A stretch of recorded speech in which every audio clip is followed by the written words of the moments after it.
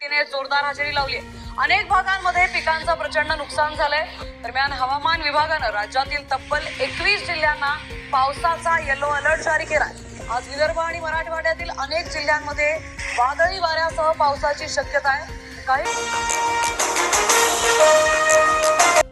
नमस्कार मित्रांनो, राज्यातील नागरिकांसाठी आज दिवसभरातल्या संध्याकाळच्या झटपट आणि ठळक बातम्यांसोबतच शेतकऱ्यांसाठी महत्त्वपूर्ण अशी अपडेट आलेली असून व्हिडिओला कुठंही स्किप न करता व्हिडिओ नक्की शेवटपर्यंत बघा। इस्रायल, अमेरिका आणि इराणच्या युद्धाच्या पार्श्वभूमीवर शेवग्याच्या बाजारभावामध्ये मोठी घसरण झालेली आहे। शेतकरी अडचणीत सापडले असून सोबतच हवामानाचा फटका बसतोय। उत्पादनात 60% घट आल्याने शेतकऱ्यांचा खर्चही निघणे कठीण झालेले आहे। हमीभाव कायद्याच्या मागणीसाठी मूर्तिजापुरात अन्नत्याग आंदोलन करण्यात आलेले असून वन्य प्राण्यांचाही बंदोबस्त करण्यासह पीक विमा कायद्यात बदलांचीही केली जात आहे शेतकऱ्यांकडून मागणी। नोंदणी 4500 तर खरेदी 804 क्विंटलची उद्दिष्टे वाढवले नसल्याने धानाची मातीमोल भावात खासगी व्यापाऱ्यांना विक्री करावी लागत असून सोबतच बोनसचे काय झाले शेतकऱ्यांकडून विचारणा केली जात आहे। या सर्वांमध्ये जवळपास 800 रुपये प्रति क्विंटल प्रमाणे शेतकऱ्यांचे नुकसान होत आहे। जुन्या टाक्यांना मलमपट्टी, लाटले कोट्यावधींचे अनुदान, मेळघाटातील जलजीवन मिशनचा बोजवारा उडलेला असून युवक काँग्रेसकडून भ्रष्टाचाराचा पुरावा देण्यात आलेला आहे। कर्जमाफी झाली तरी का सुटेना सावकारी पास, व्याज भरता भरता शेतकरी आले पार मेटाकुटीला।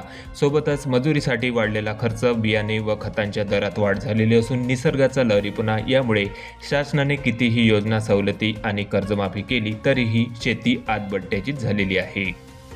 राज्यात पांढऱ्या सोन्याची चमक फिकी पडलेली असून वर्ध्यामध्ये सरकारी आधार सुटलेला आहे। 21 लाख क्विंटल कापसाची खरेदी झाली असून व्यापाऱ्यांकडूनच सर्वाधिक खरेदी केली असून या ठिकाणी हमीभावामध्ये फायदाच नाही।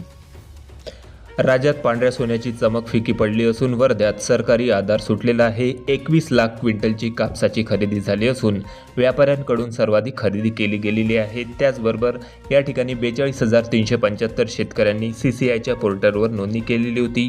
यापैकी 24,640 शेतकऱ्यांना CCIकडून मंजूर करण्यात आले तर 8,641 शेतकऱ्यांना मेसेज पाठवले। उर्वरित शेतकरी मेसेजच्या प्रतीक्षेत असताना या ठिकाणी आता खरेदी बंद झाल्याने नोंदणीकृत शेतकरी हवालदिल झालेले आहेत आणि व्यापाऱ्यांकडून हमीभावापेक्षा कमी दराने शेतकऱ्यांचा कापूस खरेदी होत आहे। त्यामुळे शेतकरी पुरता हवालदिल झालेला असून शेतकऱ्यांपुढे मोठा आर्थिक संकट उभं राहिलेलं आहे। आता लाडकी बहीण योजनेच्या लाभार्थ्यांसाठी समाधान कक्ष उभारणार असून जोपर्यंत बँक खातं आधारशी लिंक होत नाही तोपर्यंत आर्थिक लाभ जमा होणार नाही।